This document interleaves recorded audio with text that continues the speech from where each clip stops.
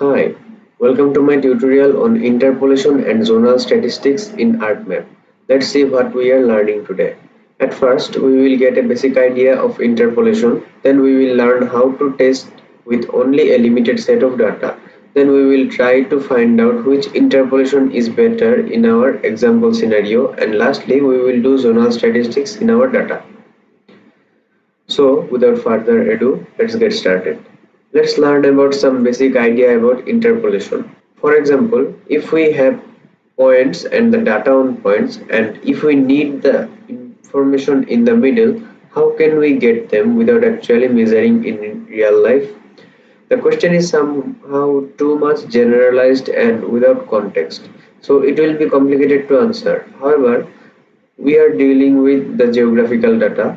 The first law of geography says that everything is related to everything else, but near things are more related than the distant things.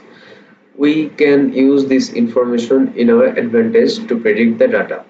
We can say that the value in the middle may be average of the other close points. The answer is generalized too because we didn't specify what close and what far is. How many points do we take to average them? How to get the points? Is it just the average or weighted average, etc.? So there are many variables, and depending on our choice, the result may differ. But ultimately, this is called interpolation. Interpolation predicts values for cells in a raster from a limited number of sample data points. It can be used to predict unknown values for any geographic point data such as elevation, rainfall, chemical concentrations, noise levels, etc. There are many types of interpolation. Each one have their own pros and cons. Let's learn about another concept now, which is about doing tests with limited data. For estimation related problems, we split the data to two sets.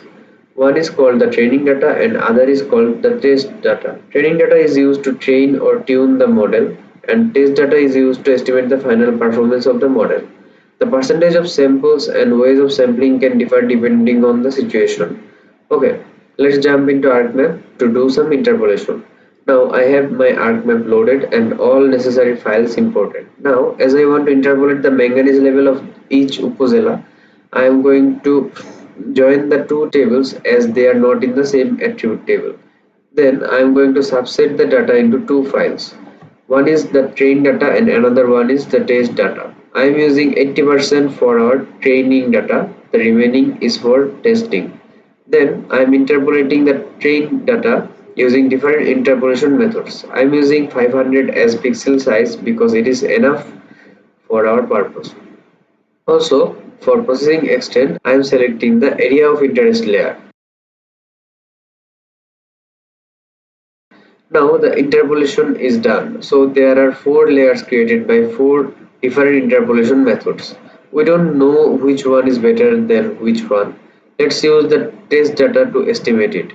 For this, let's use extract multi-values to points tool. It samples the raster layer at a given point and adds them in the attribute table. Now in Excel we can bring the data and see which one is better than which one. Let's use RMS error to calculate that. Higher value indicates more error. Now we can see that for our case Kriging performed best and Spline performed worst. So let's use the Kriging raster layer to calculate the zonal statistics. Zonal statistics is ultimately just giving each zone a specific value. For that, we will use the zonal statistics tool. We will use mean or average for our statistics. Now, this is the zonal statistics for manganese level in Bangladesh. We can make a map as shown in my previous tutorial and export as we need. Thank you for watching the tutorial. I hope you learned something new. See you in the next tutorial.